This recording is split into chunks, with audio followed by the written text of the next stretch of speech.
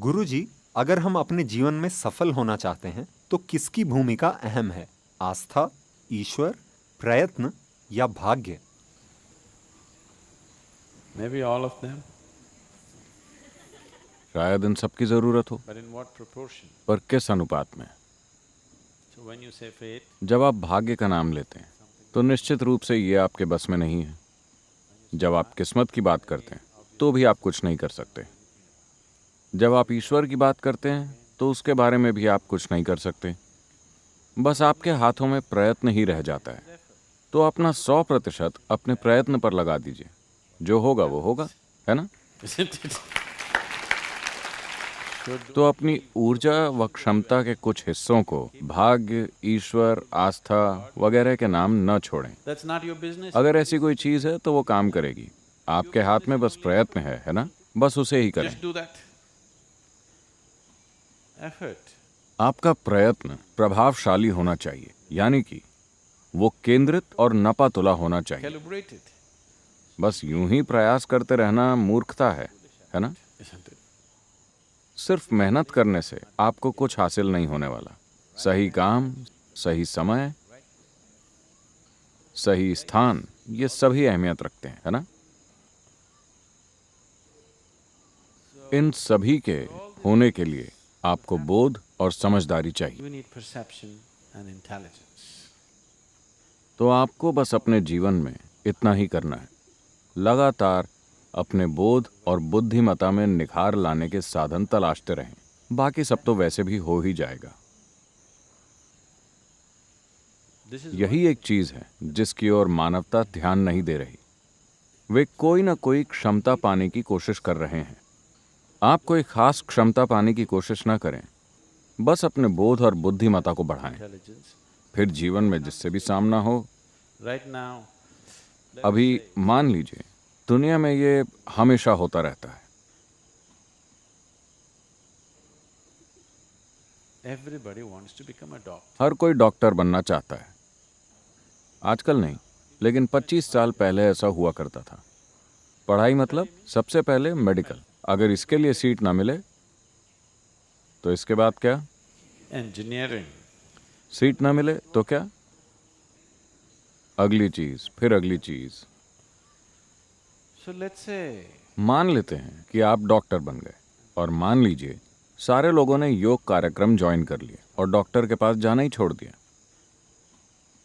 कम से कम आपका डॉक्टर के पास जाना कम हो गया है ना? has it? डॉक्टर के पास जाना कम हुआ है या नहीं? निश्चित रूप से कम हुआ है। तो धंधा नहीं चलेगा। ये पैसा कमाने के लिए एक अच्छा प्रोफेशन नहीं होगा, Because very क्योंकि ऐसे बहुत कम डॉक्टर हैं जो वास्तव में डॉक्टर बनना चाहते हैं। बाकी लोग सिर्फ पैसा कमाने के लिए डॉक्टर बनते हैं, है ना? isn't it? Isn't it so?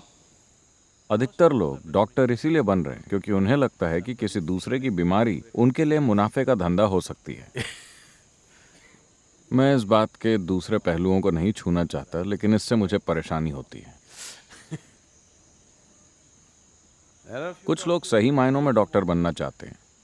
वो मनुष्य के तंत्र को समझकर उस दिशा में सेवा करना चाहते हैं। ये बहुत अच्छी बात है। That's great. Suppose everybody became healthy. मान लीजिए कि सभी स्वस्थ हो जाएं। आपको ये नहीं चाहिए, है ना? आप नहीं चाहेंगे कि ऐसा हो। Yes, you don't want that. So do not try to. सफल होने की कोई तय रेसिपी नहीं होती। Success is सफलता वही है जब आप अपनी प्रतिभा का पूरा उपयोग कर पाते हैं। इससे कोई फर्क नहीं पड़ता कि आप डॉक्टर बनते हैं या नेता या योगी या कुछ और। इससे फर्क नहीं पड़ता। come is not the thing.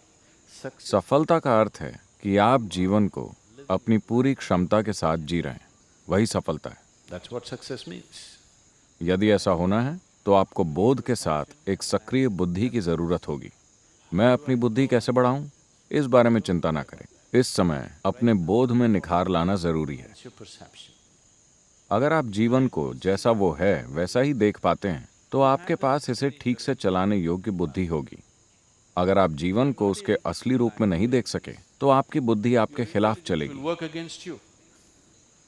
इस ग्रह के अधिकतर अक्लमंद लोग आमतौर पर दुनिया के सबसे ज्यादा दुखी लोगों में से रहे हैं।